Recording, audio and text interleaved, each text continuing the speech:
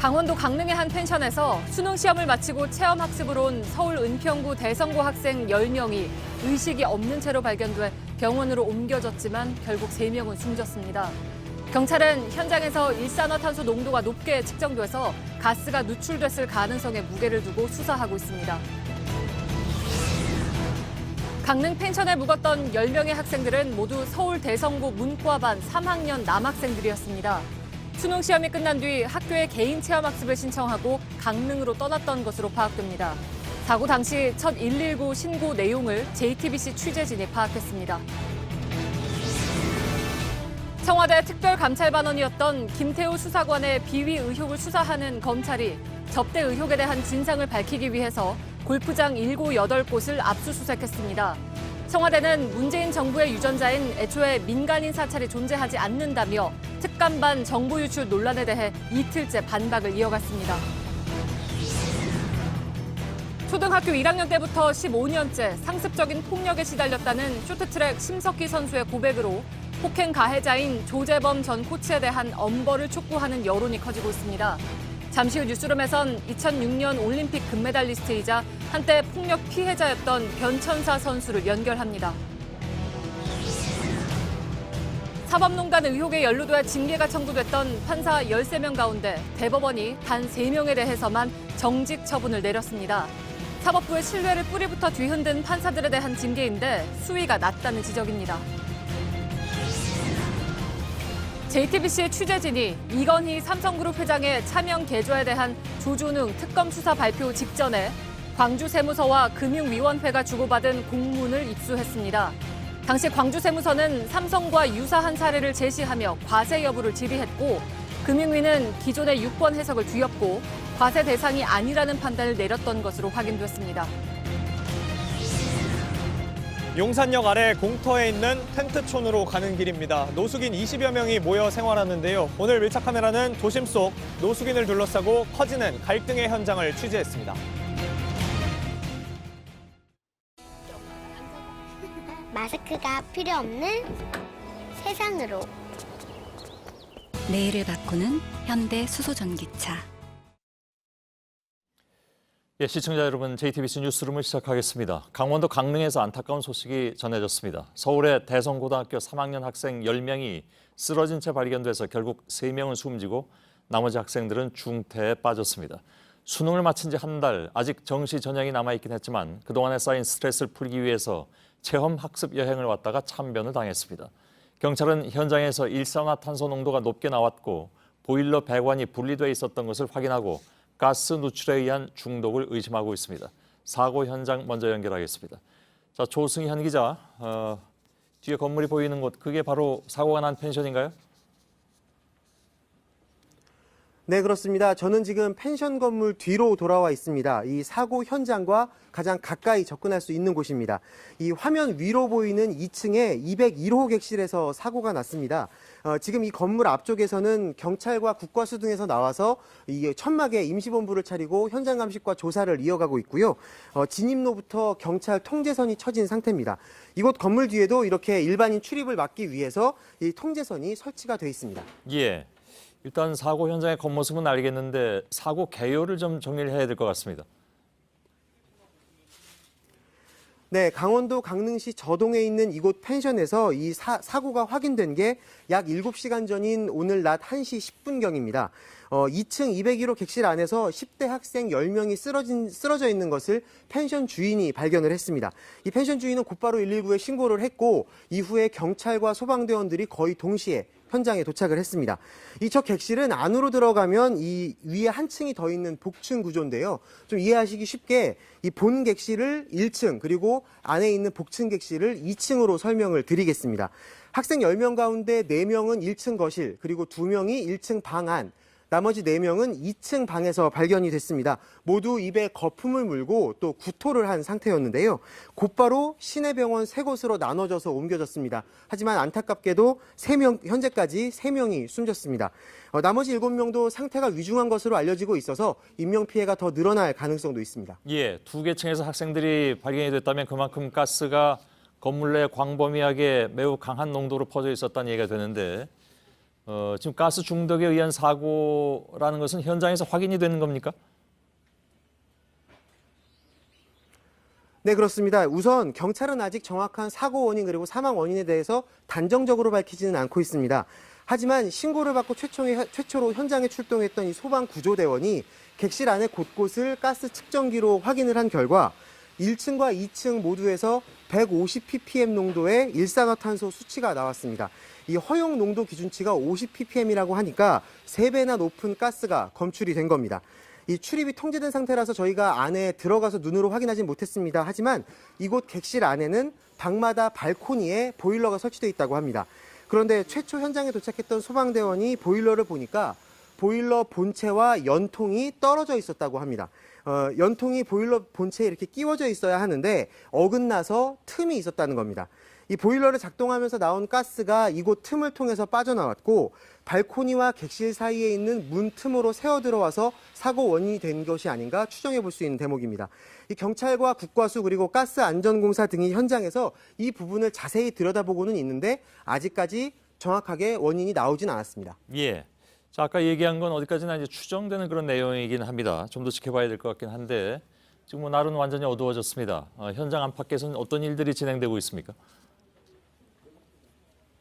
네, 말씀하신 대로 날은 이미 어두워졌지만 이곳 사고 현장에서는 감식반원들의 현장 조사 감식이 계속되고 있습니다. 이 언론사에서 나온 취재진들도 이 사고 원인 등과 관련해서 현장에서 나오는 이야기들에 계속 귀를 기울이는 모습입니다. 이 경찰이 오늘 현장에서 수사 브리핑을 2번 했는데요. 원래 한 차례 더 브리핑이 있다는 소식이 나오기도 했었지만 현재로서 추가 브리핑은 오늘 없는 것으로 확인이 되고 있습니다. 경찰은 가까운 강릉경찰서에 수사본부를 내일 오전 중에 차린 뒤에 추가 브리핑을 한다고 했고 여기서 사망자들의 위치, 발견된 위치 등이 확인될 것으로 보입니다. 예, 알겠습니다. 조승현 기자가 현장에서 전해드렸습니다. 자, 이번에는 사고를 당한 학생 가운데 5명이 치료를 받고 있는 강릉 아산병원을 연결하겠습니다. 박상욱 기자가 병원에 나가 있습니다. 자, 박 기자, 학생들의 상태는 좀 어떻습니까, 지금? 네, 우선 5명의 학생들은 이곳의 고압산소 치료센터에서 잇따라 치료를 받고 있습니다. 먼저 오후 5시쯤에 3명의 학생이 2시간가량 동안 치료를 받았고 이어서 7시쯤 다른 2명의 학생이 치료를 받기 시작했습니다. 병원 측은 이 치료를 받는 학생 중 1명이 챔버 안에서 자신의 이름을 말했다고 설명을 했습니다. 일각에서 의식 불명이라는 보도가 나왔지만 의식이 없다기보다는 의식이 약하다라고 봐야 한다는 게 이곳 권역응급센터장의 설명입니다. 예. 학생들의 상태는 이송 당시보다 조금은 호전되면서 당장 일산화탄소 중독 때문에 이 최악의 상황을 맞을 가능성은 없다라고 병원 측은 설명했습니다. 다만 각종 합병증 등으로 예후가 상태가 향후에 악화될 수가 있어서 상황을 예의주시해야 한다라고 덧붙였습니다. 예, 지금 학생들이 치료를 받고 있는 그 고압산소 치료 챔버 어떤 장치인가요? 네, 일단 밀폐된 챔버의 내부를 대기압보다 2배에서 3배가량 높은 2, 3기압으로 압력을 가해서 순수한 산소를 호흡하도록 하는 그런 장치입니다. 보통 잠수병을 치료할 때 쓰이는 것으로 많이 알려져 있는데요. 이 몸 안의 질소 농도가 높아지는 잠수병 외에도 일산화탄소 중독을 치료하는 데에도 쓰이게 됩니다. 한 번 치료를 할 때엔 약 2시간가량의 시간이 걸립니다. 예. 챔버가 지금 10인용인 것으로 알고 있는데 굳이 이렇게 나눠서 치료를 하는 이유가 있습니까? 왜냐하면 지금 피해자라든가 또 부모들 입장은 굉장히 좀 마음이 다급할 것 같아서요. 네, 그렇습니다. 이 챔버는 10인용이긴 하지만 이 10인용이라는 것이 환자들이 앉아서 들어갈 경우에 10명이 들어갈 수 있다는 겁니다. 그런데 현재 학생들이 자력으로 앉을 수가 없는 상태다 보니까 이렇게 나눠서 챔버 안에 누운 상태로 치료를 받고 있습니다. 또 만에 하나의 상황에 대비해서 챔버엔 치료사 2명도 함께 들어가 있습니다. 예. 의료진은 학생들이 이렇게 2시간 정도의 시간차를 놓고 치료를 하는 것이 이 정도의 시간차로는 예후가 크게 달라지지 않는다면서 이 치료 순서엔 큰 의미가 없다라고 설명했습니다. 예. 처음에 병원으로 올 때 학생들의 상태는 어땠다고 합니까? 네, 이 권역응급센터장의 브리핑에 따르면 학생들이 처음 이송됐을 당시에 체내의 일산화탄소 농도는 25%에서 45%에 달했다라고 설명을 했습니다. 보통 비흡연자의 경우에 체내 일산화탄소 농도는 3%의 미만이고 흡연자라고 하더라도 5%를 넘지 않기 때문에 일반적인 경우에 8배에서 최고 15배에 달했던 겁니다. 센터장은 학생들이 큰 외상은 없었지만 의식이 약해진 상태로 이 뜨거운 방바닥에 오랫동안 누워 있었던 만큼 일부 경미한 화상을 보였다라고 설명했습니다. 예. 그 챔버 안에만 들어갔다 나오면 됩니까? 그러니까 앞으로 어떤 치료를 또 받을 게 있나요? 우선 현재로서 의료진은 상태가 호전될 때까지, 의식이 좋아질 때까지 계속해서 이 고압산소 치료를 이어나간다는 계획입니다. 오늘 치료를 마친 학생들은 내일 오전부터 하루에 2차례씩 이 치료를 받게 되는데, 병원 측은 앞으로 최소 6번 이상은 더 이 고압산소 치료를 받아야 할 것으로 내다봤습니다. 이 치료를 마친 이후라도 학생들의 예후가 어떻게 달라지냐에 따라서 추가로 고압산소 치료를 받을 수도 있습니다. 예, 알겠습니다. 강릉 아산병원에 나가 있는 박상욱 기자였습니다. 낮이 돼도 아이들이 일어나지 않는다고 전해들은 펜션 관계자가 119에 처음 신고하면서 구급차가 출동을 했죠. 그것이 오늘 오후 1시 12분에 이루어진 첫 신고 내용이었습니다. 그 내용을 저희 취재진이 파악을 했는데 펜션 관계자는 아이들이 입에 거품을 물고 쓰러져 있다면서 도움을 요청했습니다. 김민관 기자입니다. 오후 1시 12분 펜션 관계자가 119에 전화를 겁니다. 119에 말씀하세요. 예, 여기 조동 펜션인데요. 펜션 관계자는 어제 묵었던 10명의 학생들이 쓰러져 일어나지 않고 있다고 신고합니다. 수능 끝난 학생들이 보호자 동의하에 숙박을 했는데 예? 10명이 다 안 일어나고 입에 거품 물고 안 나와가지고 두드려 봤더니만 네. 쓰러져 있어요, 10명이. 10명이나 쓰러져 있는 거예요? 예, 10명이 다 안 일어나요. 119는 곧바로 학생들이 호흡을 제대로 하고 있는지 묻습니다. 숨 쉬는 건 어때요? 숨 쉬는 거는 제가 아직 확인을 못했어요. 저도 지금 전화가 빨리 들어가는 길이거든요, 펜션으로. 곧바로 구급차가 출동하고 119는 현장에 있는 다른 펜션 관계자에게 전화를 겁니다. 아이들 상태가 어때요? 아니, 입에 뭐 하얀 거품 같은 거 뿜으면서 자, 뭐가 있다고 문의를 봤더니 지금 그런 실정이면서 빨리 응급조치 어떻게 이거 해야 되나. 이 관계자는 계속 다급하게 현장 상황을 전합니다. 오바이 타고 막 숨 쉬고 그러는데 입에 뭐 거품이 막 나오고 그래요. 거품 뭐 10명 다? 그런 것 같아요. 첫 신고 10분 만에 구급차가 도착했지만 결국 큰 인명피해가 났습니다. JTBC 김민관입니다. 사고를 당한 학생들은 강릉에 어제 도착해서 2박 3일 일정으로 펜션에 투숙했습니다. 어제 저녁에 고기를 구워 먹고 오늘 새벽까지 재밌게 노는 소리가 들렸다는데 잠든 사이에 가스에 중독된 것으로 보입니다. 학생들이 발견되기까지의 과정을 이상화 기자가 전해드립니다. 학생들은 2박 3일 일정으로 펜션을 찾았습니다. 학생 중 한 명이 인터넷을 통해 예약했다고 펜션 주인은 밝혔습니다. 학생들은 어제 오후 3시 45분쯤 펜션에 도착했습니다. 주인은 학생만 10명이 한꺼번에 온 것이 이상해 이 중 한 학생의 부모와 통화를 한 뒤에야 방 열쇠를 내줬습니다. 짐을 푼 학생들은 오후 9시 반까지 고기 등을 구워 먹었습니다. 바비큐를 하며 저녁을 먹은 곳은 1층 건물 밖에 위치한 텐트 안이었다고 경찰은 밝혔습니다. 이후 학생들은 실내로 들어간 걸로 추정됩니다. 펜션 주인은 오늘 새벽 3시까지 학생들이 노는 소리를 들었다고 합니다. 학생들이 묵은 숙소가 2층이라 움직이는 소리를 1층에서도 들을 수 있었다고 밝혔습니다. 그리고 오후 1시 12분경 학생들이 쓰러진 채 펜션 주인에게 발견됐습니다. 주인은 펜션 설비 점검차 방문했다고 했습니다. 학생들은 모두 의식을 잃은 채 쓰러져 있었고 입에 거품을 물고 있었습니다. 신고를 받은 소방당국은 1시 22분경 펜션에 도착했고 2시 3분까지 모든 학생을 병원으로 옮겼습니다. 하지만 3명은 숨져 있었습니다. 현재까지 제대로 의식이 있는 학생은 없는 걸로 알려졌습니다. JTBC 이상화입니다. 사고를 당한 학생 10명은 말씀드린 것처럼 서울 대성고의 3학년 문과반 소속 남학생들이었습니다. 얼마 전에 수능을 치르고 부모님 허락을 받아서 강릉으로 개인 체험 학습을 떠난 것으로 파악됐습니다. 박준호 기자입니다. 사고를 당한 남학생 10명은 서울 대성고 3학년입니다. 모두 문과반 소속입니다. 현재 대성고 1, 2학년은 기말고사를 치르고 있고 3학년은 개인 체험 학습 기간입니다.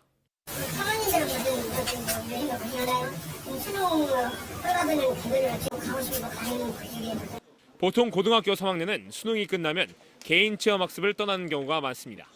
학생이나 보호자가 신청하면 학교장 승인을 받고 갈 수 있습니다. 대성고 학생들도 어제부터 이달 24일까지 체험 학습을 신청한 뒤 함께 강릉으로 떠났던 것으로 파악됐습니다. 펜션은 2박 3일 일정으로 예약했습니다. 대성고 관계자는 체험학습은 학부모의 동의를 받고 그간 계속 보내왔던 것이라며 이런 사고는 처음이라고 전했습니다. 학교 측은 현재 교문을 걸어 잠그고 외부인 출입을 통제하고 있습니다. 학생 주임 교사 등은 강릉 현장으로 떠났고 남은 교사들도 긴급 회의를 하고 대책을 논의하고 있습니다. JTBC 박준호입니다. 사고가 난 곳은 올해 7월에 문을 연 복층 구조의 펜션이었습니다. 학생 10명은 2층과 복층 여기저기서 의식을 잃은 채 발견됐습니다. 구급대가 도착했을 때 일산화탄소 농도가 허용치의 3배 수준인 150ppm으로 측정됐습니다. 2층에 있는 베란다 보일러 연통이 떨어진 채로 발견됐다고 말씀드렸는데요. 자세한 내용 오선민 기자가 전해드립니다. 사고가 난 곳은 강릉 경포대 부근 해안가에서 2km가량 떨어진 펜션입니다. 지난 7월 농가형 민박으로 허가를 받았습니다.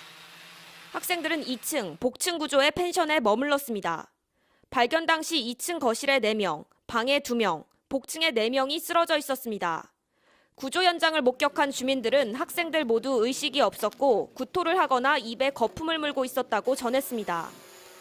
소방당국은 도착 당시 학생들이 발견된 거실과 방, 복층의 일산화탄소 농도를 측정했습니다. 보통은 20ppm, 허용 한계는 50ppm인데 그 3배 수준인 150ppm이 나왔습니다.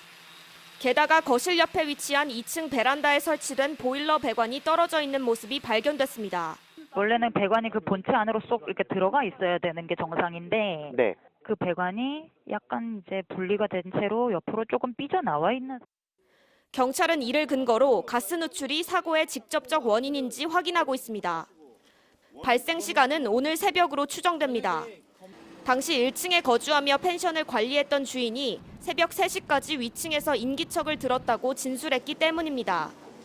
경찰은 필요하면 부검도 고려한다는 입장입니다. JTBC 오선민입니다. 의식을 잃은 학생 중에 2명은 고압산소 시설이 있는 병원을 찾아서 우왕좌왕하다가 결국 강릉에서 100km 넘게 떨어진 원주의 기독병원으로 옮겨졌습니다. 이곳에서도 집중 치료가 이루어지고 있는 상황인데 취재기자 잠시 좀 연결하도록 하겠습니다. 연지환 기자가 나가 있습니다. 자, 2명의 학생이 원주 기독병원에 도착한 것은 언제쯤입니까? 네, 오후 3시 45분쯤 헬기를 타고 이곳 원주 기독병원에 도착을 했습니다. 이 두 학생들도 당초에는 사고 펜션 인근의 강릉 동인병원으로 이송됐습니다.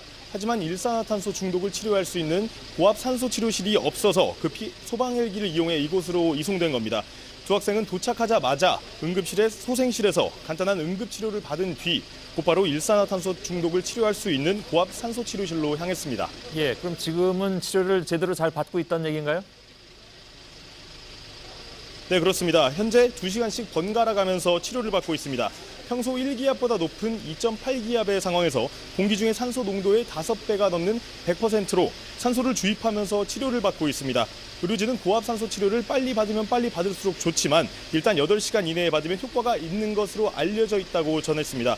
하지만 두 학생의 의식은 아직 돌아오지는 않고 있습니다. 예. 두 학생의 부모님도 약 1시간 전쯤 이곳에 도착을 해서 상태를 지켜보고 있습니다. 예, 다시 한번 좀 확인을 하죠. 지금 강릉병원에서 고압산소 치료 시설 문제로 우왕좌왕했다고 말씀드렸고 꽤 멀리 떨어져 있는 원주까지 갔다고 했습니다. 그래서 시간이 지체된 건 맞는데 그것이 이 학생들을 치료하는데 아무런 문제가 없다는 것이 의료진의 얘기입니까? 예, 해당 의료진을 저희가 직접 접촉을 했는데요. 의료진은 임상실험 결과로 24시간 내에 치료를 받으면 효과를 볼 수 있지만 빠르면 빠를수록 적어도 8시간 내에는 치료를 받아야 한다고 설명했습니다. 예, 일단 지금 8시간 내에 치료를 받는 것은 맞으니까 걱정을 좀 덜긴 덜 것 같은데 그래도 아무튼 좀 걱정이 되는 건 맞는 것 같습니다. 지금 아까 아산병원 상황을 보니까 고압 산소 치료 시설이 다인실인 것으로 알려졌습니다. 아까 10인용이라고 말씀드렸거든요. 근데 굳이 환자를 옮긴 이유는 뭘까요, 그러면? 예, 저희 취재진이 확인해 본 바로는 강릉에는 총 6개의 종합병원이 있습니다. 이 중 고압 산소 치료 설비를 갖추고 있는 곳은 강릉 아산병원 한 곳입니다. 학생들이 최초 이송됐던 강릉 동인병원이나 고려병원은 일산화탄소 측정기나 고압 산소 치료실을 갖추고 있지 않은 것으로 파악됐습니다. 아산병원의 고압 치료실은 다인용의 방 형태여서 보통의 경우 여러 명이 한꺼번에 치료받을 수 있습니다. 하지만 이번 사고처럼 중증 환자의 경우 침대와 의료진이 한꺼번에 들어가야 하기 때문에 한 번에 한 명씩밖에 치료받을 수 없다고 합니다. 때문에 소방 헬기를 이용해 100km 떨어진 이곳 원주 기독병원으로 이송됐습니다. 이곳 원주 기독병원의 치료실 역시 강릉 아산병원과 같은 구조여서 번갈아가면서 치료를 받고 있는 상황입니다. 예, 차라리 원주로 옮기는 것이 시간을 절약하는 방법이었다 이렇게 이해를 할까요? 예, 헬기로 이송하면 강릉에서 원주까지 약 30분이면 이송할 수 있기 때문에 예, 지금 이곳으로 이송해서 치료를 받고 있는 상황입니다. 알겠습니다. 연지환 기자였습니다. 소방당국은 이번 사고가 보일러 연통이 분리되면서 가스가 누출돼 발생했을 가능성을 염두에 두고 있다고 말씀을 드렸습니다. 그렇다면 강릉시는 소방 관련 사항을 잘 점검을 했느냐 하는 문제가 남는데 당시 점검 때 가스는 빠져 있었다고 합니다. 그 가스가 지방자치단체 점검 사항이 아니고 가스 공급자가 별도로 하게 돼 있는데 이건 그동안에 사실 계속 우려가 되어왔던 부분이기도 하죠. 강희현 기자입니다. 사고가 난 펜션은 올해 7월 개업 신고를 했습니다. 당시 지자체인 강릉시로부터 받은 안전 점검 내역입니다. 소방시설 설치 현황 등 시설 기준은 적합하다고 돼 있습니다. 하지만 가스시설 점검 관련 항목은 나와 있지 않습니다. 강릉시는 가스시설은 지자체의 점검 사항이 아니라고 말했습니다. 거기 시설 기준 점검에 소방 부분이 그거밖에 들어있지 않아요, 안전 부분이. 한국가스안전공사 측은 건물의 외벽까지는 가스공사 점검 대상이지만 그 외엔 가스공급자가 별도로 점검해주는 구조라고 밝혔습니다. 그 외벽까지는 저희 검사 대상이고 그 안에 부분은 이제 가스 공급자가 점검을 해주게끔 되어 있는 그런 사항입니다. 이번에 사고가 난 펜션 같은 숙박시설 역시 가스 관리는 제대로 안 되다 보니 크고 작은 사고가 계속되었습니다. 지난 5년간 발생한 가스보일러 사고로 총 14명이 사망했습니다. JTBC 강희연입니다. 예, 현장에서 저희 기자들이 계속 취재를 하고 있는데 관련된 속보가 계속 들어올 것 같습니다. 그 내용은 또 다시 정리를 해서 저희가 2부에서 또 자세히 전해드리도록 하겠습니다. 청와대 특별감찰반에 파견됐던 김태우 수사관의 비위 의혹에 대한 감찰이 수사로 전환되면서 진상규명의 속도가 붙고 있습니다. 검찰은 김 수사관이 사업가 등으로부터 접대를 받은 것으로 의심되는 골프장 7, 8곳을 압수수색했습니다. 김 수사관은 청탁을 받은 바도 없고 비용도 모두 자신이 처리한 게 많았다고 반박했습니다. 이지혜 기자입니다. 김태우 수사관을 감찰하고 있는 대검이 골프장 7, 8곳을 압수수색한 건 오늘 오후입니다. 김 수사관과 함께 골프를 친 사업가들의 명단과 비용 등을 확인하기 위해서입니다. 대검 관계자는 골프장으로부터 명단 등을 제출받으면 개인정보보호법 위반 소지가 있어 압수영장을 받아 집행한 것이라고 설명했습니다. 김 수사관의 사건을 뇌물 사건으로 보고 수사에 나선 겁니다. 뇌물 사건의 경우 청탁이나 직무 관련성 여부 등이 중요한 쟁점인데 법원에서 영장까지 발부받아 압수수색에 나선 만큼 강도 높은 수사를 예고했습니다. 검찰은 사업가들과 골프를 친 것이 청탁과 연결돼 있는지 의심하고 있습니다. 김 수사관은 JTBC와의 통화에서 감찰 정보 수집을 위한 업무 수행 차원에서 골프를 쳤다고 주장했습니다. 또 한 달에 한두 번 골프장에 갔고 비용은 각자 계산했으며 청탁을 받은 적도 없다고 했습니다. JTBC 이지혜입니다. 김태우 씨는 특정 매체를 통해서 청와대 특감반이 민간인 사찰을 했다고 연일 주장하고 있습니다. 청와대는 오늘 김 씨의 주장을 그대로 옮기고 있는 언론 보도 내용을 하나하나 반박했습니다. 김 씨가 비위 의혹을 제기한 우윤근 주 러시아 대사도 김 씨의 주장을 반박하는 차용증을 공개하고 김 씨를 고소하겠다고 밝혔습니다. 이서준 기자입니다. 전직 청와대 특별감찰반원 김태우 씨는 청와대 근무 당시 노무현 정부 인사들의 가상화폐 투자 여부 등을 조사했다고 한 매체를 통해 주장했습니다. 윗선 지시를 받고 민간인 첩보를 수집했다는 겁니다. 청와대는 정면 반박했습니다. 가상화폐 관련 정책을 만들기 위해 그 업계의 기초적인 상황을 파악하는 것은 꼭 필요한 요건입니다. 문재인 정부의 유전자에는 애초에 민간인 사찰이 존재하지 않습니다. 지난해 12월 김태우 씨가 속했던 반부패 비서관실은 가상화폐 대책 마련에 나섰습니다.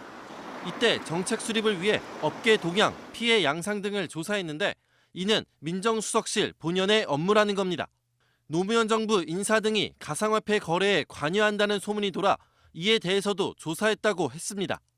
우윤근 대사 측은 사업가 장모 씨가 2016년 4월 1,000만 원을 빌려가면서 쓴 차용증을 공개했습니다.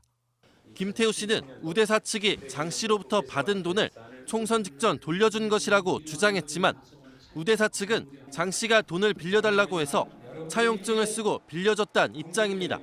우 대사 측은 김 씨 등을 허위사실 유포에 의한 명예훼손 혐의로 고소하기로 했습니다.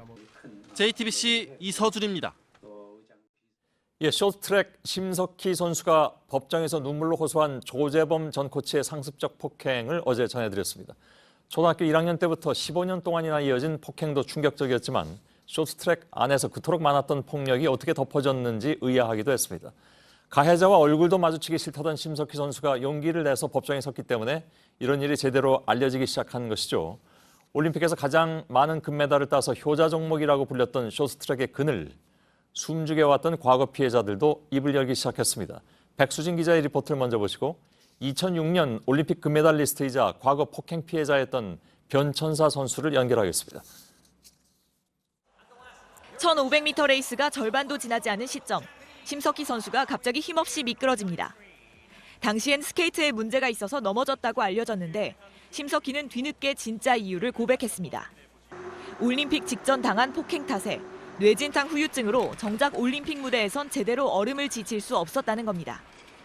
법정에 선 심석희는 초등학교 1학년부터 15년째 이어진 충격적인 폭행 피해 사례를 줄줄이 털어놓았습니다. 초등학교 4학년 때는 아이스하키 채로 맞아서 손가락이 부러졌고 성인이 돼선 폭행을 당한 뒤에도 휴대폰을 수시로 검사받는 탓에 피해 사실을 외부에 알릴 수 없었다고 말했습니다.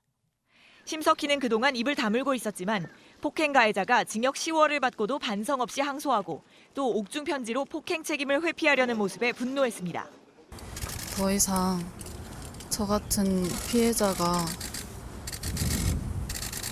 나오지 않았으면 좋겠고 용기 내서 출석하게 되었습니다. 심석희는 엄벌을 촉구하는 탄원서에 조 전 코치가 주변 사람들을 이용해 끊임없이 합의를 요구하고 있다며 고통을 호소했습니다. 상습적으로 또 쇼트트랙 관행처럼 이어진 폭행에 우울증은 물론 불안장애로 잠도 제대로 못 자고 병원 치료를 받고 있다고 덧붙였습니다. 쇼트트랙에서 숱하게 터졌던 폭력. 그동안 빙상계는 금메달만 내세우며 폭력을 묵인하고 또 방조하곤 했는데 청와대 청원 게시판엔 이런 잘못된 관행을 철저히 조사해달라는 요구가 이어졌습니다. JTBC 백수진입니다.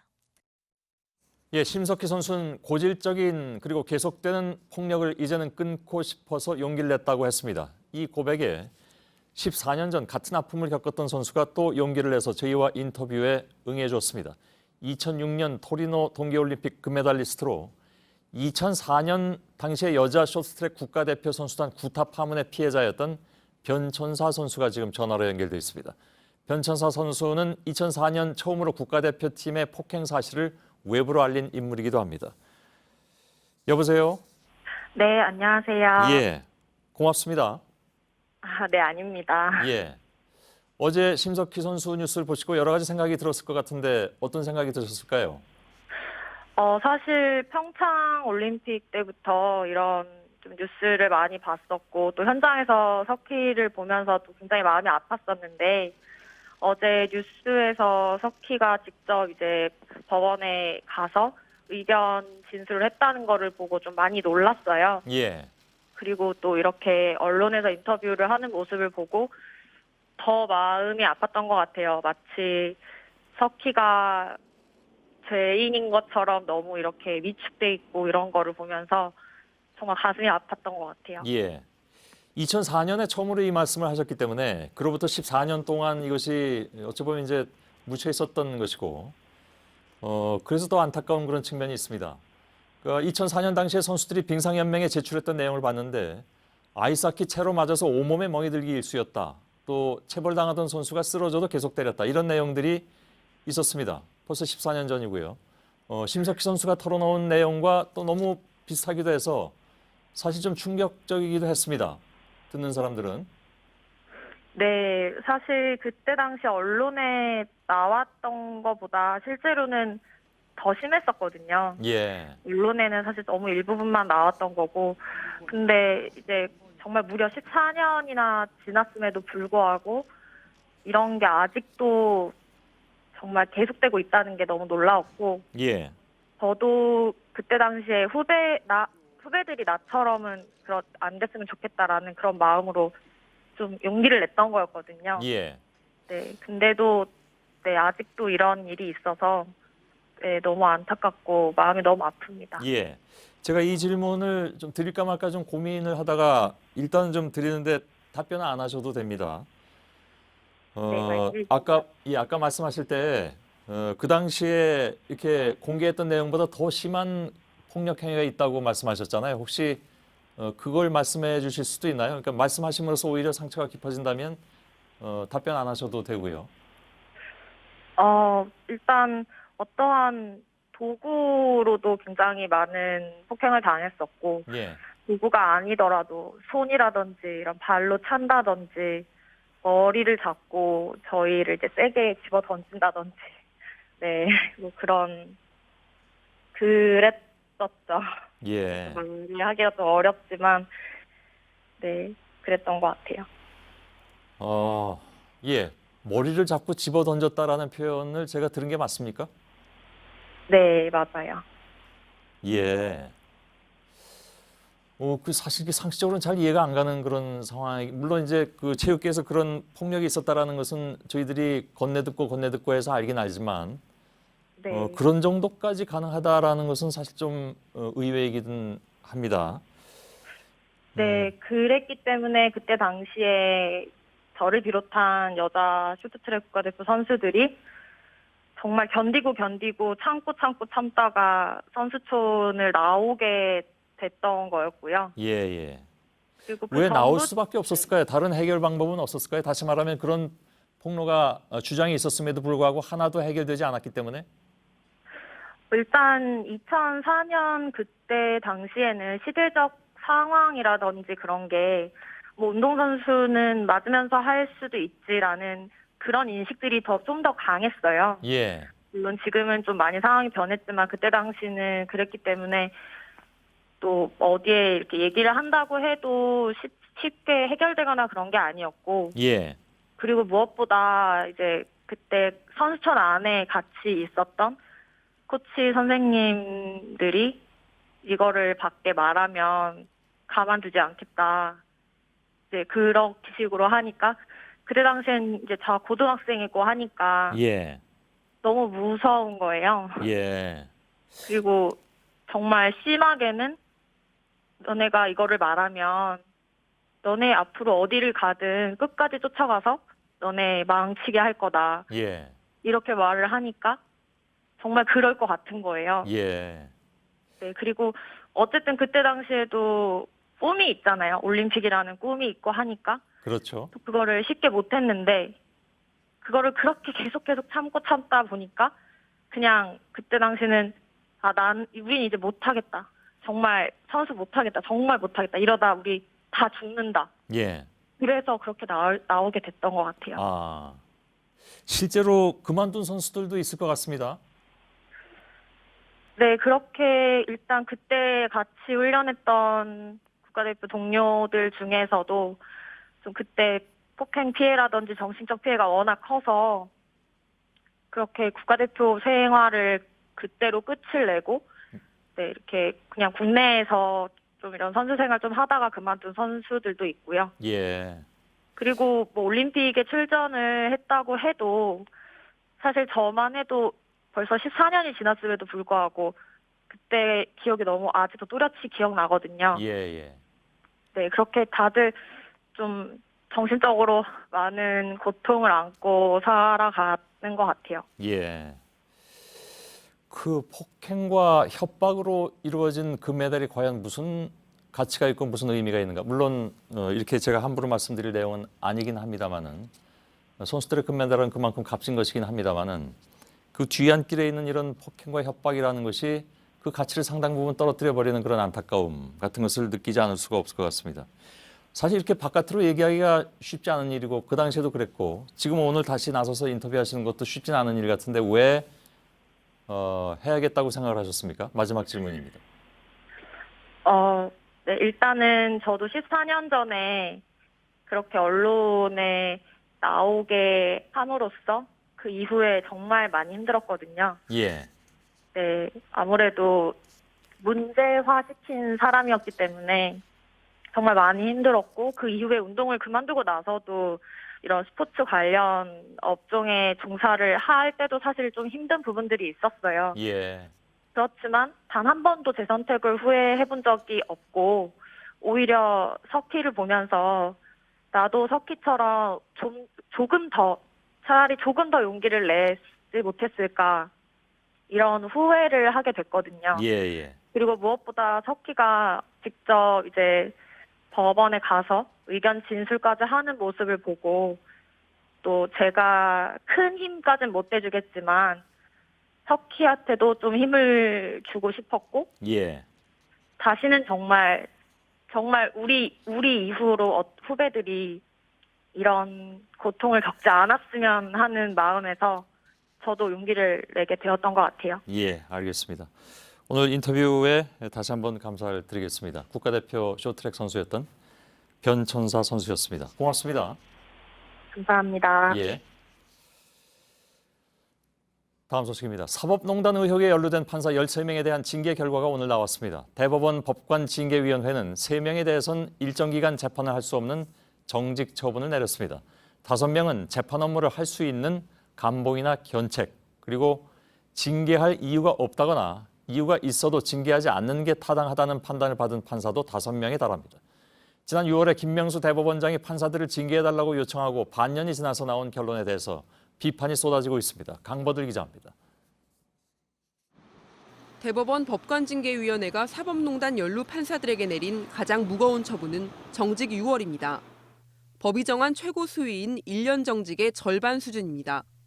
통합진보당 소송에 개입한 의혹을 받는 이규진 부장판사, 민주당 유동수 의원의 선거법 위반 사건과 관련해 대응 문건 작성을 지시한 이민걸 부장판사가 이 같은 징계를 받았습니다. 방창현 부장판사는 행정처의 요청대로 통합진보당 선고를 연기한 사실이 인정돼 정직 3월 처분을 받았습니다. 박상원, 정다주, 김민수, 시진국 등 지방법원의 부장판사들은 감봉, 문성호 판사가 견책 처분을 받았습니다. 징계를 받은 건 지난 6월 김명수 대법원장이 사법농단에 연루됐다며 징계를 청구한 13명 중 8명뿐입니다. 나머지는 징계하지 않겠다는 불문에 붙이거나 징계할 이유가 없다고 결론 내렸습니다. 이 같은 결정에 대해 민변과 참여연대 등은 솜방망이 징계라며 국회가 법관 탄핵 절차에 나서라고 촉구했습니다. JTBC 강버들입니다. 예, 판사들의 징계 수위를 놓고 벌써부터 법원 안팎에서는 비난하는 목소리가 나오고 있죠. 과거 다른 징계와 비교했을 때 형평성에 어긋난 것은 물론이고 사법부의 신뢰를 뒤흔든 판사들에게 계속 재판을 받으라는 것이 과연 국민 눈높이에 맞느냐 하는 것입니다. 강현석 기자입니다. 지난 2014년 경기도 성남지원의 김동진 부장판사는 원세훈 전 국정원장의 1심 판결을 비판하는 글을 올렸습니다. 삼척동자도 다 아는데 재판부만 선거 개입이 아니라고 본다며 사슴을 가리켜 말이라고 한다는 한자를 인용해 지록귀마 판결이라고 지적한 겁니다. 당시 대법원은 판사가 재판을 논평했다는 이유로 정직 2개월에 처했습니다. 이처럼 글 하나로도 정직 처분을 내렸던 대법원이 이번 사법농단에선 솜방망이 징계를 했다는 비판이 나옵니다. 또 판사 뒷조사를 하고 재판에 개입한 의혹을 받는데도 징계 사유 대부분이 직무 위반이 아닌 품위 손상인 것도 논란입니다.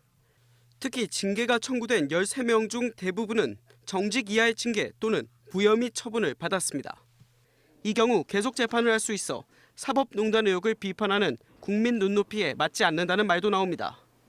당장 행정처로부터 뒷조사를 당했던 수원지법 차성환 판사는 최고 수위 징계인 정직 1년이 한 명도 없다며 탄핵을 위한 국회 청원을 할 생각이라고 밝혔습니다. 이와 관련해 대법원은 나중에 검찰 수사로 재판에 넘겨지면 3년 안에 추가 징계가 가능하다고 했습니다. JTBC 강현석입니다. 삼성과 관련해서 현재 검찰이 수사 중인 사안은 삼성바이오로직스와 함께 이건희 회장 일가의 차명 재산입니다. 10년 전에 특검을 통해서 이건희 회장 차명 계좌에서 4조 원이 넘는 비자금이 발견됐는데 당시에 이에 대한 과세가 전혀 이루어지지 않았다는 것이 밝혀졌기 때문입니다. 당시 삼성 오너 일가가 세금을 피할 수 있었던 것은 특검 수사 발표 직전에 세무서와 금융위원회가 주고받았던 공문 때문이었습니다. JTBC 취재진이 그 문제의 공문을 입수했습니다. 먼저 이호진 기자입니다.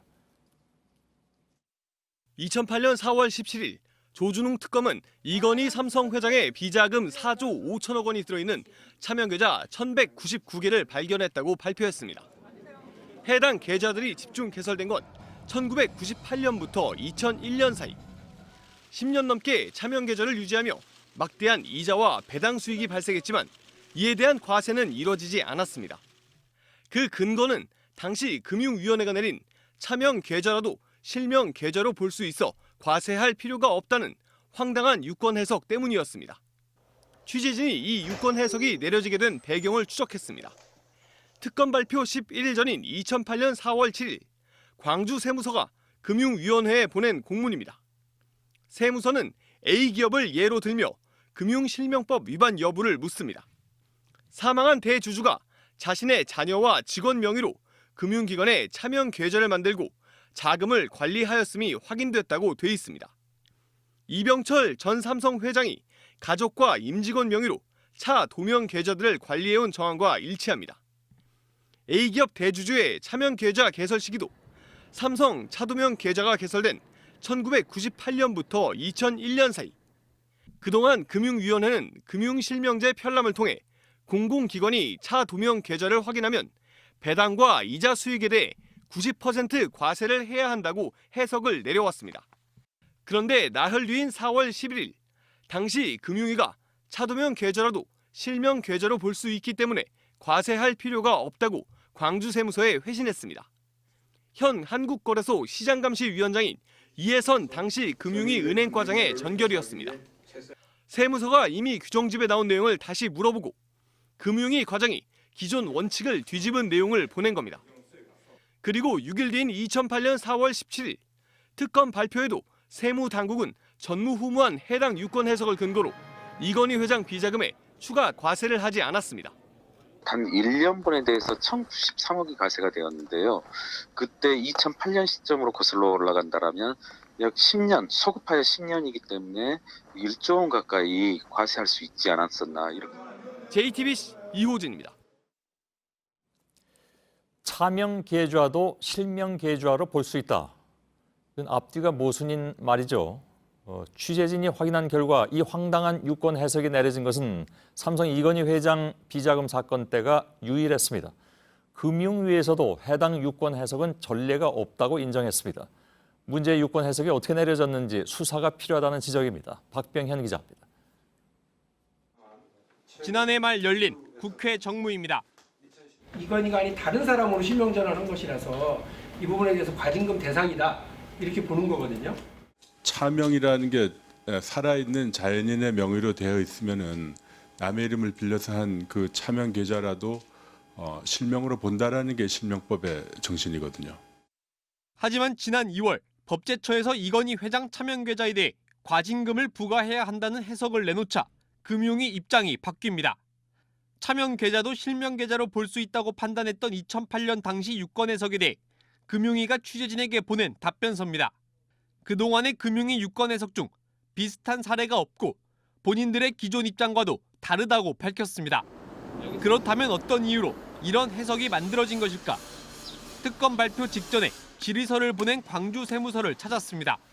담당자는 금융위에 질의했던 A기업은 실존하는 회사지만 구체적인 내용은 기억이 나지 않는다고 답했습니다. 당시 금융위 담당 국장은 실무과장에게 책임을 밀었습니다.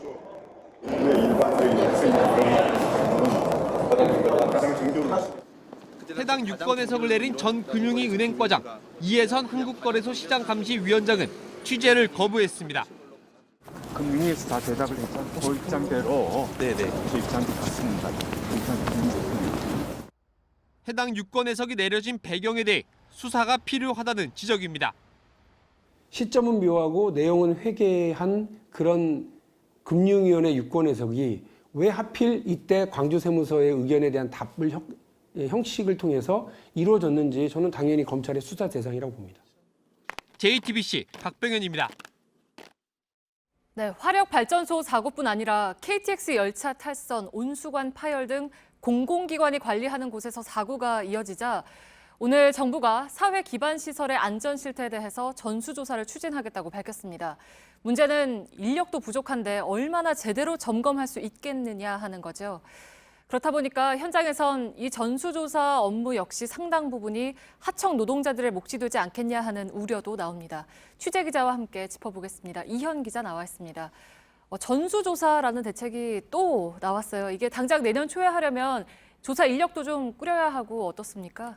사실 특별하게 세운 대책이라고 보기는 좀 어렵습니다. 네. 행정안전부에서 매년 2월부터 2달 동안 하는 국가안전대진단이라는 게 있습니다.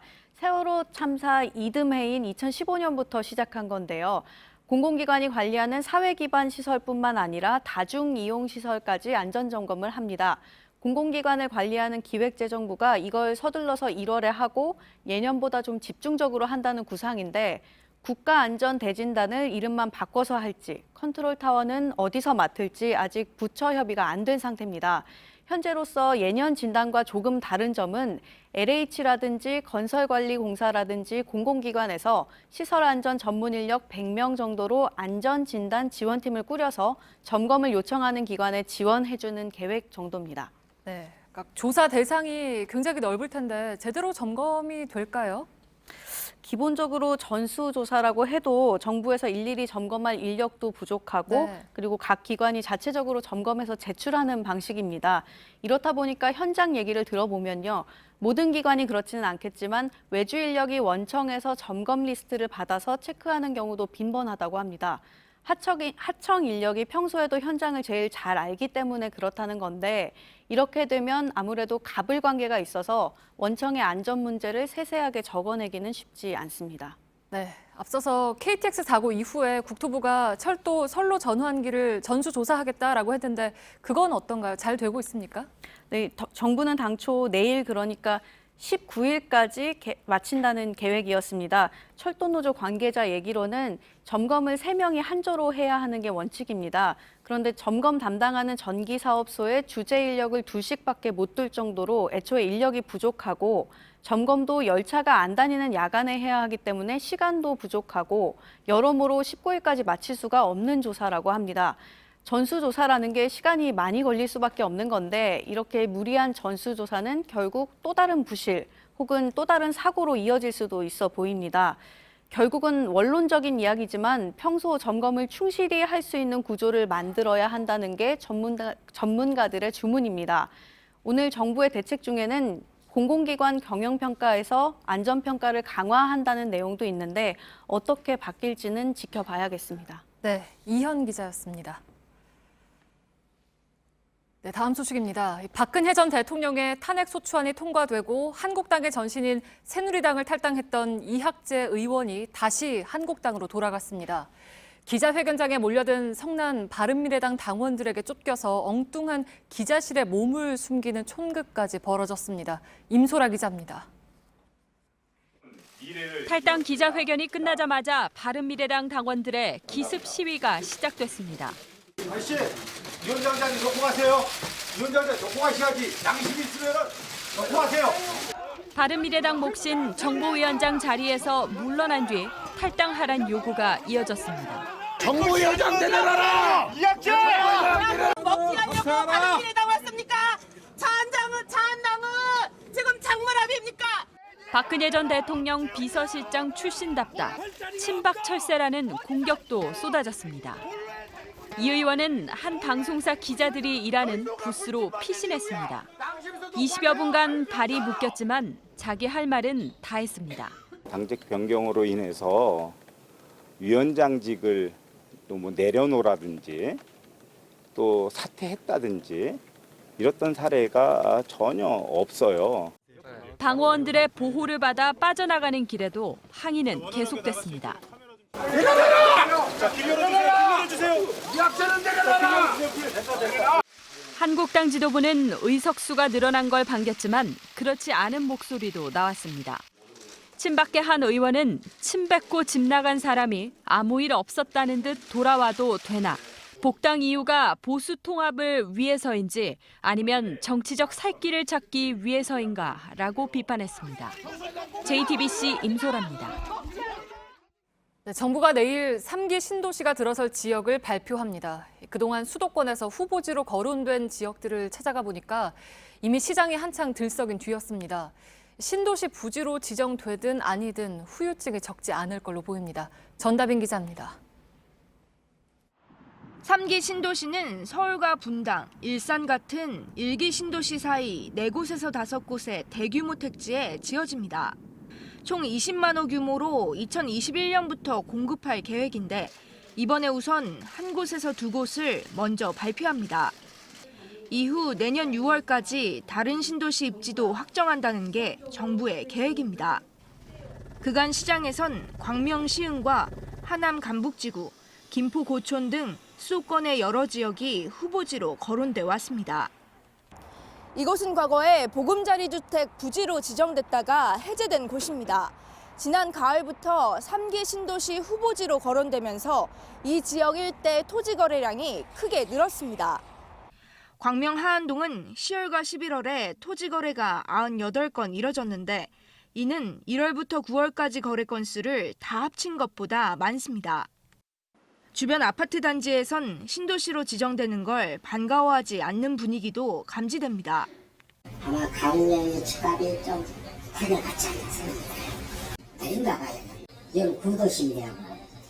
정부는 신도시와 별도로 서울 도심의 유휴지를 활용해 5만 호 이상의 주택을 공급하는 계획도 함께 발표할 것으로 알려졌습니다.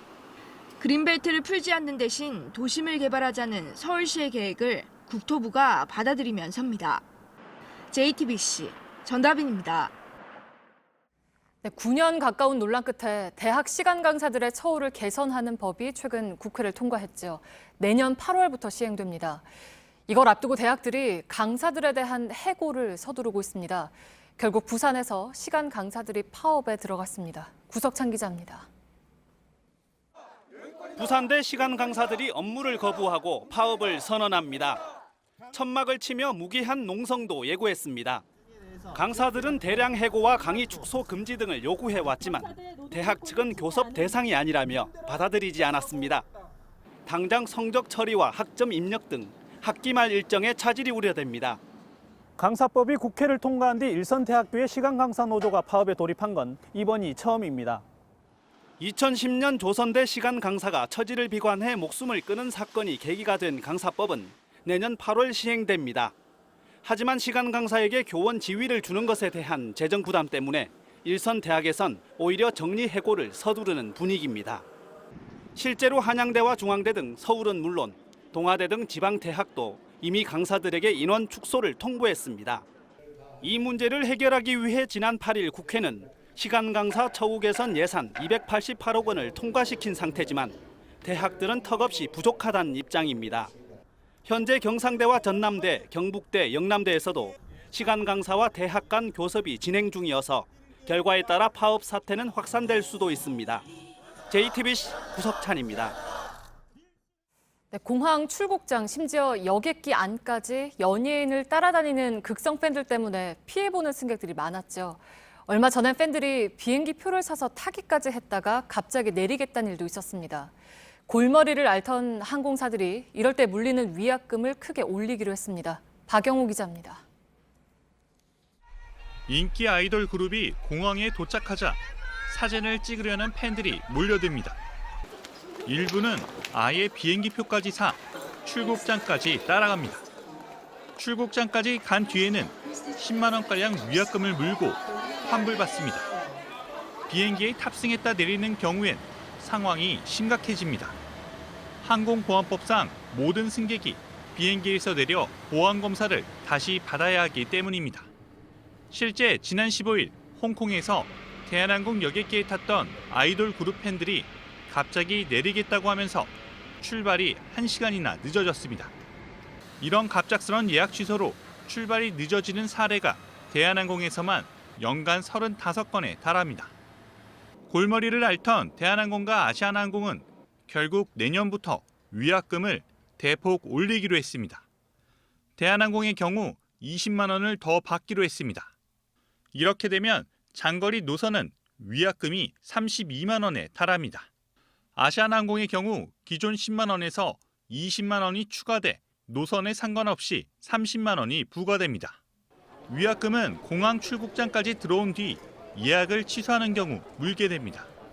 다만 갑작스런 건강 이상 등 불가피한 경우엔 예외가 적용됩니다. JTBC 박영호입니다. 네, 환경부가 내년 하반기부터 일주일치 미세먼지 예보를 시작하겠다고 밝혔습니다. 지금까진 내일하고 모레 것까지만 예보했는데 그나마도 최근 정확도에 대한 논란이 있었죠.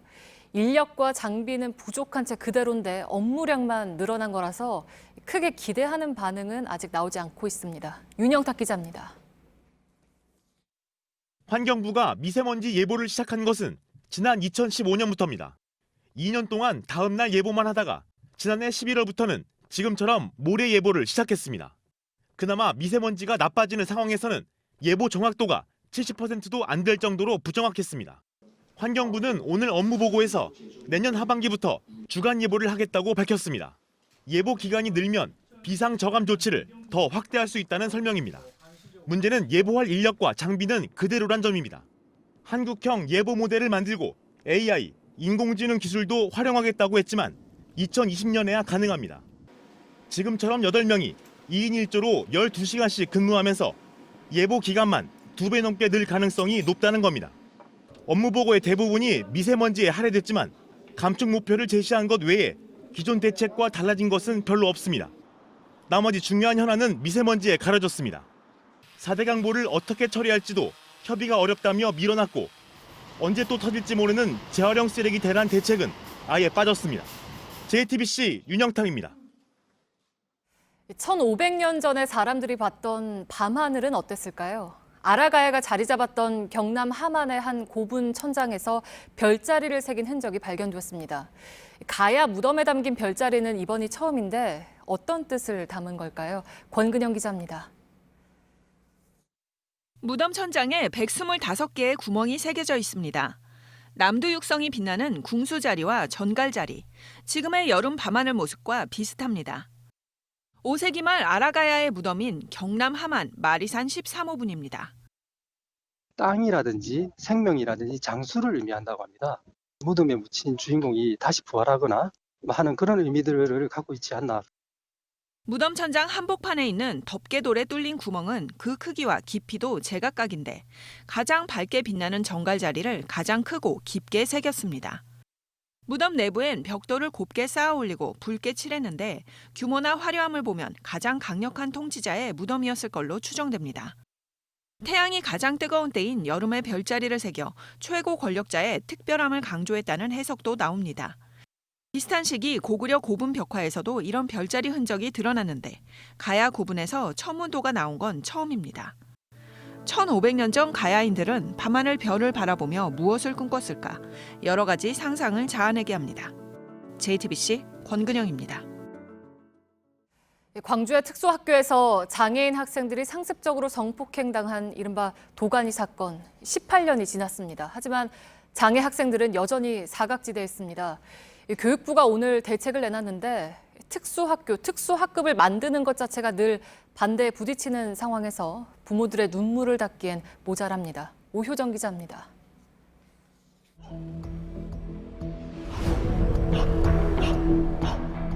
18년이 지난 지금도 장애 학생들의 고통은 끝나지 않았습니다.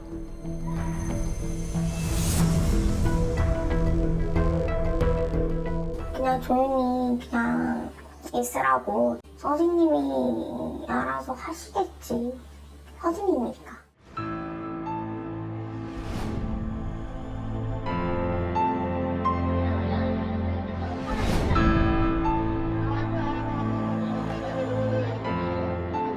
거민이 언니 작년에 우리 아이들 그렇게 됐다고 합니다. 담임도 알았을 텐데 학교 측에서도 무슨 끼비를 알았을 텐데. 교육당국의 무관심 속 사립특수학교에서 생긴 일. 태백 미래학교와 서울 인강학교 등을 공립으로 전환하고 사회복무요원은 특수교육 관련 학과 출신이 우선 배치될 수 있도록. 하지만 공립으로 전환하는 특수학교는 단 2곳입니다.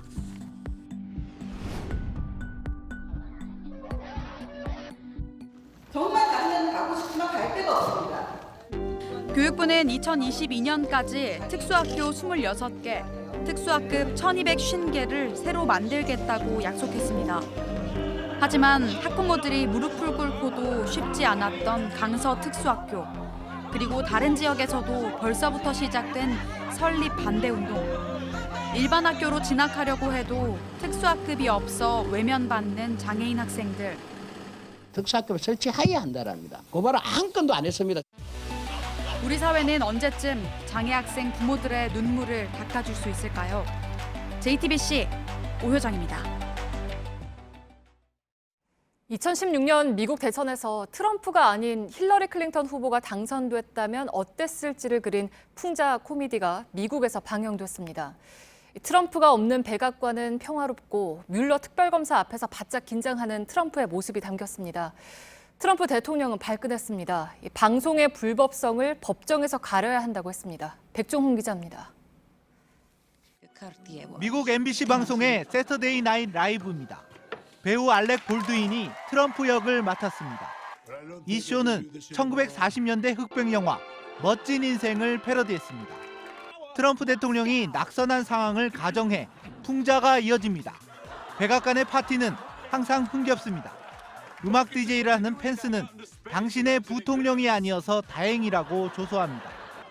뮬러 특검 역으로 나온 배우 로버트 드니로가 품에서 종이를 꺼내자 트럼프는 특검의 최종 보고서인가라며 바짝 긴장합니다. Oh, I know everything. Everything. 트럼프 대통령은 이 방송에 분통을 터뜨렸습니다. 자신의 트위터에 세터데이 나잇 라이브의 불법성을 법정에서 가려야 한다고 썼습니다. 자신을 모함하는 야당의 여론 조작에 쓰였다는 겁니다. 이 영상은 유튜브에서 459만회 넘게 조회됐습니다. 앞선 방송에선 트럼프 대통령의 두 아들이 특검의 방문에 쩔쩔 매는 상황도 소개됐습니다. 민주당은 내년 초 하원 정보위원회에서 대통령의 자금 세탁 의혹도 조사할 계획입니다. JTBC 백종훈입니다. 삼성 에버랜드 노조 와해 의혹을 수사하는 검찰이 강경훈 삼성전자 부사장에 대해서 구속영장을 청구했습니다.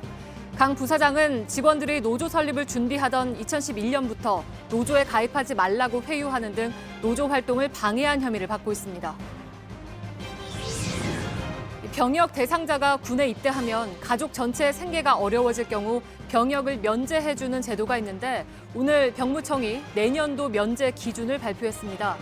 4인 가족 기준으로 월 수입이 184만 5,414원 이하이고 가족의 재산 총액이 6,860만 원 이하인 경우가 여기에 해당합니다.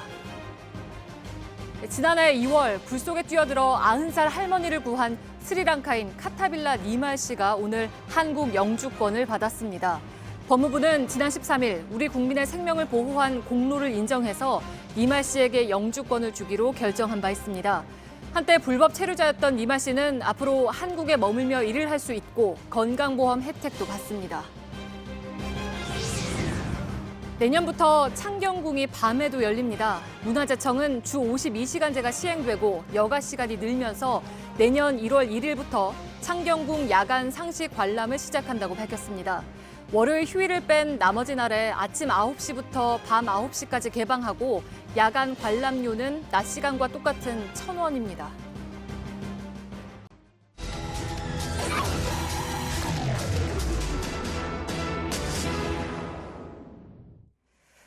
보기에도 안 좋고 교육에도 안 좋다. 왜 하필 우리 동네냐? 노숙인들 보호시설에 대한 주민들 반응입니다.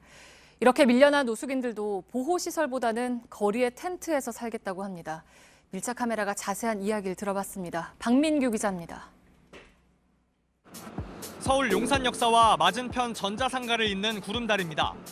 다리 아래 공터, 숲풀 사이로 텐트가 하나둘 보입니다. 누가 설치해둔 건지 내려가 봤습니다. 역 아래로 내려왔지만 들어가는 길을 찾기가 어렵습니다. 이렇게 막혀 있고 그나마 하나 통로가 있는 것 같습니다.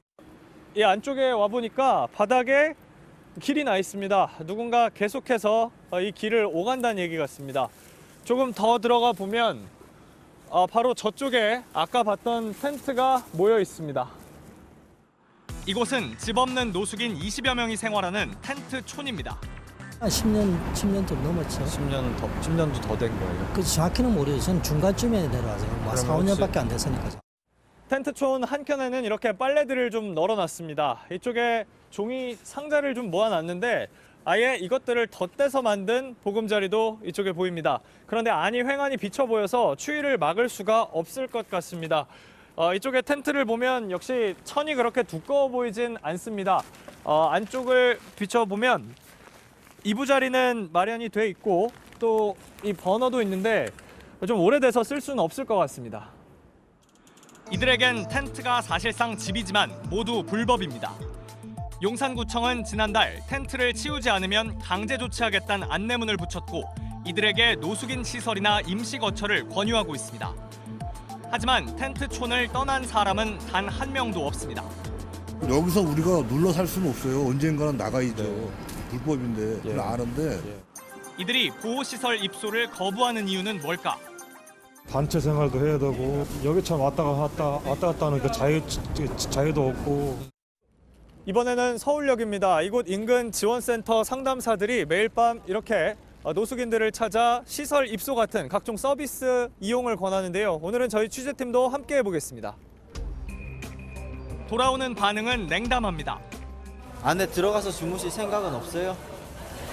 안에 이렇게는 못 자요. 추울 때 붙이셔요? 양말은 안 젖었어요? 결국 방한용품만 건네주고 입소 설득엔 실패합니다. 보호시설을 거부하는 건 노숙인들만이 아닙니다. 부산진역 인근 무료급식소입니다. 매일 식사 시간마다 긴 줄이 늘어섭니다. 끼니를 해결하는 사람 절반이 노숙인입니다. 10년 넘게 텐트와 조립식 건물로 유지되던 곳인데 최근 새 건물로 이전을 준비하고 있습니다. 부산진역에서 5분 정도 걸어왔습니다. 이 안쪽 공터로 무료급식소가 옮겨오는데요. 주민 반대로 부지를 한 차례 옮긴 끝에 착공은 했지만 반대가 여전합니다. 인근 아파트 주민들은 아이들 등굣길과 겹친다고 우려합니다. 우리가 또 그 안 좋은 데다 어린애들 보면 그 안 좋은 환경 교육이라는 그게 되잖아요. 부산시는 1층은 무료급식소, 2, 3층은 주민 편의시설로 조성하겠다는 입장이지만 반발이 이어지고 있는 겁니다. 와 햇불 동구냐고 공기 좋은데 저 금정구고 어디고 저런 데 많이 있는데. 복지부와 서울시 등에 따르면 노숙인은 서울에만 300명 이상, 전국 2천여 명에 달합니다.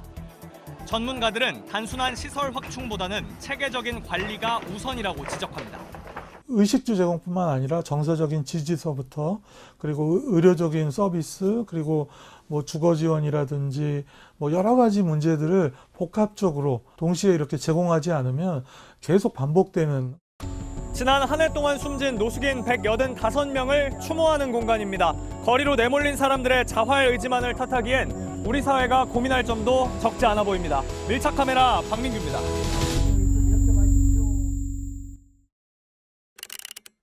자기야, 앞으로 생활비 관리 같은 건 내가 다 알아서 할게. 알았지? 아니야, 자기 힘들잖아. 아이, 괜찮아. 자기 힘들면 내가 그렇게 스트레스 받고 하면은 자기가 아프면 여기 나 여기 아프다고. 그 내가 하겠다고. 하지 말라고. 싫다고. 싫다고 내가 할 거라고. 얼마나 쓰고 남았는지 함께 보고 관리하는 생활비 통장. 카카오뱅크 모임 통장.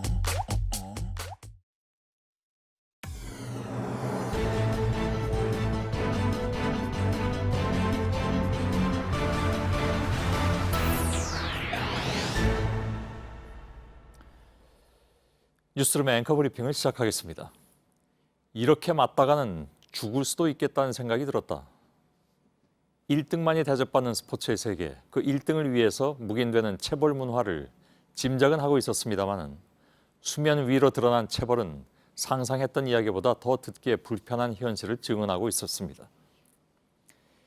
이등이 용인되지 않는 세상에서 서로를 밟고 스스로에게 상처를 입히며 살아가야 하는 비극의 현장은 드라마도 영화도 아닌 현실 속에서 더 리얼하게 펼쳐지고 있는 것. 2년 전 리우올림픽이 한창이었던 시기에 바로 이 자리에서 소개한 영화가 있었습니다. 4등. 예전에는 안 받았으면 사죄했던 거야?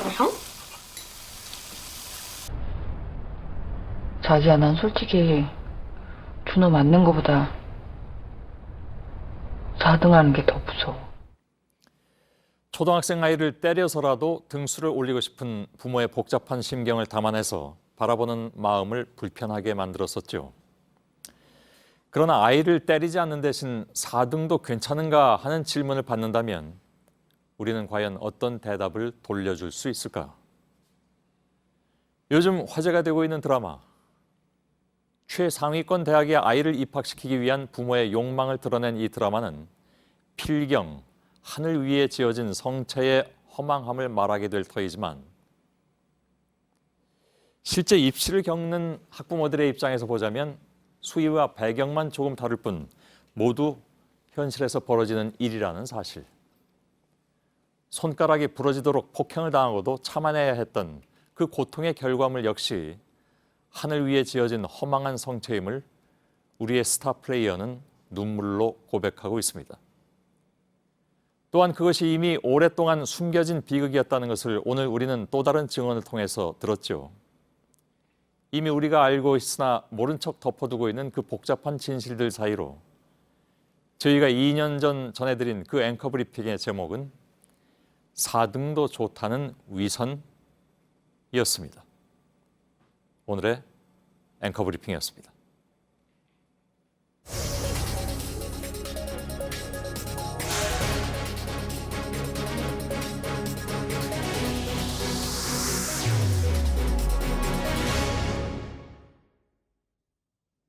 예, 강릉 펜션 사고 현장을 다시 연결하겠습니다. 지금 경찰과 국가수 관계자 등이 모두 투입돼서 사고 원인을 조사 중인데 추가로 파악된 내용들이 있는지 좀 들어보도록 하죠. 이상엽 기자가 지금 나가 있습니다.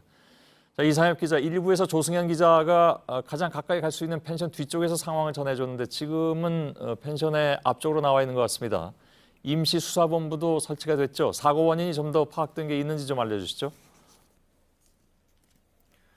네, 그렇습니다. 지금 제가 서 있는 곳은 펜션 입구 쪽입니다. 제 뒤로 펜션 통제선이 설치돼 출입은 제한됐고 그 뒤로 임시수사본부도 꾸려진 모습이 보입니다.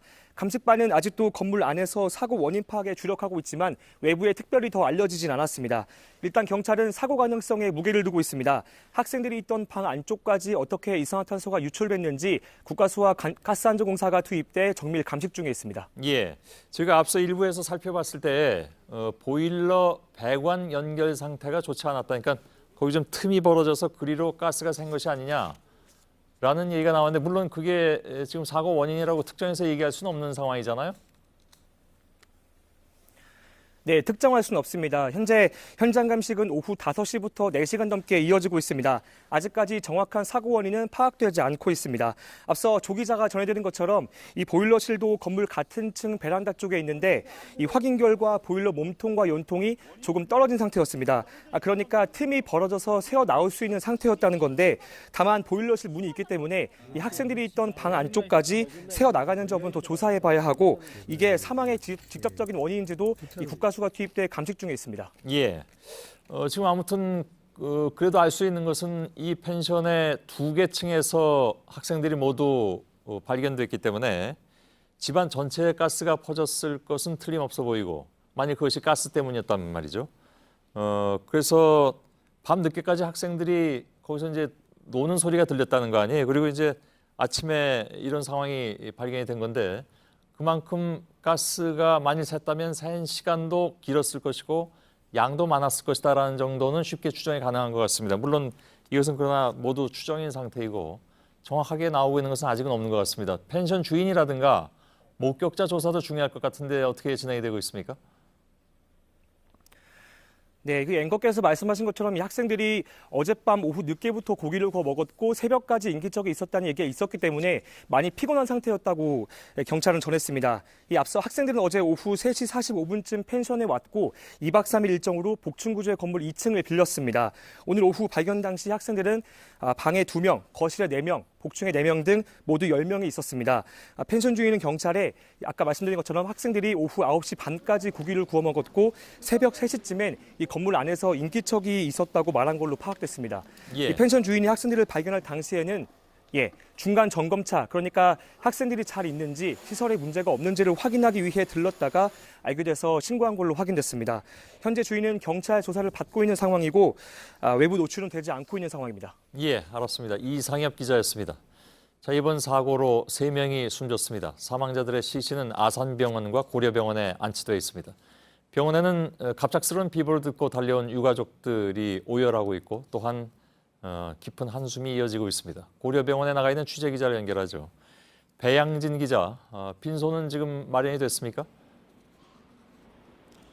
네, 강릉 펜션에서 숨진 서울 대성고 학생 중 2명의 시신은 이곳 고려병원에, 나머지 한 학생의 시신은 아산병원에 안치돼 있습니다.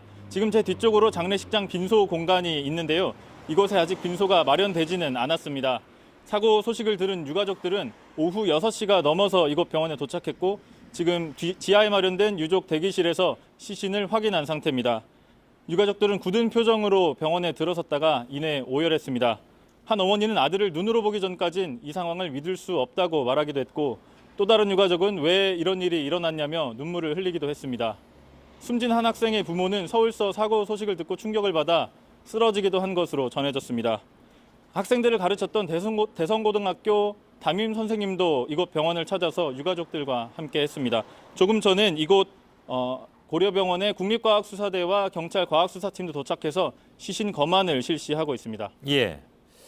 자, 뭐 다 아시겠습니다만 고려병원도 강릉 고려병원이고 아산병원도 강릉 아산병원입니다. 그리고 아까 일부에서 저희들이 전해드렸는데 지금 아직 그 의식이 굉장히 약한 그런 학생들 대부분은 강릉 아산병원과 원주 기독병원까지 이렇게 분산이 돼서 감압 치료를 받고 있다는 소식은 저희들이 일부에서 전해드렸죠. 조희연 교육감과 유은혜 부총리가 유가족들을 만나지 못하고 돌아갔다면서요? 바로 그 고려병원에 갔었습니까? 네, 맞습니다. 조희연 교육감은 오늘 오후 7시쯤 이곳 고려병원을 찾았다가 유족들이 조 교육감을 만나고 싶지 않아 한다는 얘기를 듣고 발길을 돌렸습니다. 아산병원에서 고려병원으로 오고 있던 유은혜 부총리도 이 소식을 듣고 차를 돌린 것으로 전해졌습니다. 지금은 유족들의 슬픔이 너무 큰 만큼 내일이든 언제든 다시 방문하겠다고도 밝혔습니다. 교육부 측은 강릉 아산병원에 합동 분향소를 설치할 계획도 밝혔는데요. 하지만 아직 이곳 고려병원에 일부 유족들이 머물고 있고 서울서 출발이 늦어서 방금에야 이곳 고려병원에 도착한 유가족도 있어서 합동 분향소를 설치할지는 아직 결정하지 못했습니다. 예, 잘 알겠습니다. 배양진 기자가 전해드렸습니다.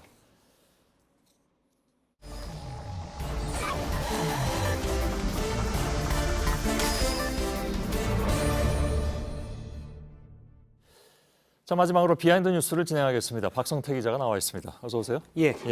첫 번째 키워드 열어보죠. 네, 첫 키워드는 껍데기는 가라로 정했습니다. 오늘 키워드는 2개를 준비했군요. 예. 다른 기사들이 워낙 좀 넘쳐서 맞습니까? 예. 첫 번째 키워드 껍데기는 가라. 어디서 나온 얘기입니까? 예, 원래는 심동엽 시인의 그 시 내용인데요. 그렇죠, 시 제목인데요. 오늘 이학재 의원이 바른미래당을 탈당하고 자유한국당으로 입당하는 기자회견을 가졌는데 이를 비판하는 바른미래당 대변인의 논평에서 이 시를 인용해서 비판을 했습니다. 잠깐 그 논평을 보면 껍데기는 가라, 4월도 알맹이만 남고 껍데기는 가라 하고 중략이 조금 있고요. 맨 마지막 시구는 대변인이 추가를 했는데 본래 자기 것이 아닌 것은 놓고 가라고 했습니다. 오늘 이학재 의원의 탈당과 복당 기자회견장은 바른미래당 당직자들이 정보위원장직을 놓고 가라면서 상당히 아수라장이 됐는데 이 논평에서 말한 자기 것이 아닌 것은 놓고 가라는 것은 바로 정보위원장직을 의미합니다. 오늘 그 탈당 기자회견장에서는 나쁜 사람, 장무라비 여러 표현들이 나왔었고요. 논평을 해석을 하자면 이학재 의원은 껍데기니까 가도 되지만 정부 현장직은 바른미래당 몫의 알맹이니 놓고 가라는 것으로 해석됩니다. 예. 근데 뭐 뒤에 시도 나와 있습니다만 신동엽 시인이 자신의 저 시가 이렇게 패러디될 거라고 상상도 못했을 것 같습니다. 원래 시에서 의미한 껍데기와 알맹이는 전혀 다른 맥락이긴 그러게요. 합니다. 예. 저 정도로 격렬하게 항의하는 것을 보니까 아무튼 당의 분노는 굉장히 큰 것 같군요. 그렇습니다. 특히 이학재 의원을 필두로 다른 당의 다른 의원들의 추가 탈당 우려도 있기 때문에 예. 이런 부분도 복합적으로 반영된 것으로 보입니다.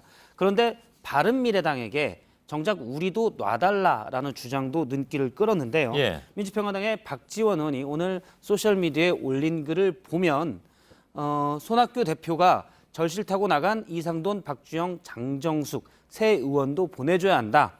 새 의원은 2부 자리는 가지고 가지 않을 것이다라고 얘기했습니다. 예. 새 의원은 여러 번 언급된 적이 있는데 당적은 바른미래당의 비례대표인데 예전에 국민의당이 바른정당과 합당할 때 예. 반대를 했지만 비례대표이기 때문에 탈당을 못하고 현재 활동은 민주평화당에서 하는 의원들입니다. 그러게요. 아무튼 이것도 아직 현재 진행형이라는 걸 새삼스럽게 알게 되네요. 덕분에. 예. 두 번째 키워드를 볼까요? 두 번째 키워드는 12월이 오면으로 잡았습니다. 왔는데요? 예, 지금 예. 왔는데요. 12월은 많은 사람들에게 직장인들이나 많은 분들이 송년회가 좀 많이 있습니다. 여러 예. 모임이 있는데요. 특히 이명박 전 대통령은 예년에는 12월에만 평균 4번 이상의 송년회를 가졌습니다. 예. 지금 2015년 송년회 가질 때의 모습인데요. 재임 당시 장차관들과 따로 송년회를 하기도 했고 청와대 비서관급 이상들과 따로 했고 또 전현직 친이계 의원들과도 따로 모임을 가졌습니다. 예, 저 때가 3년 전이잖아요.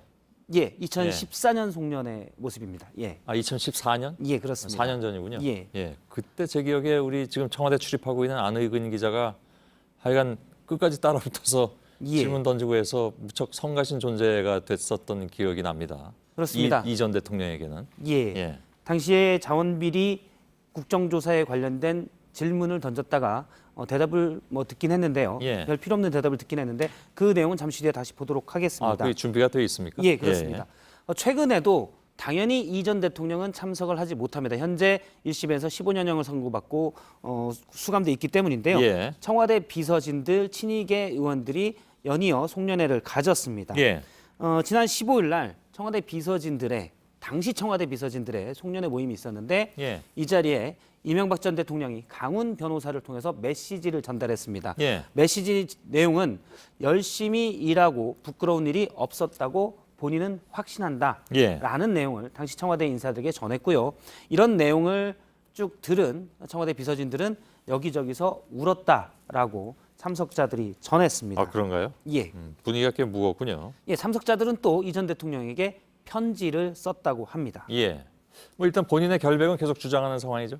그렇습니다. 이 전 대통령은 지난해 말 송년회 자리에서 당시 JTBC의 이희정 기자가 다스는 누구 겁니까? 라고 물었습니다. 예. 그때 대답을 잠깐 들어보겠습니다.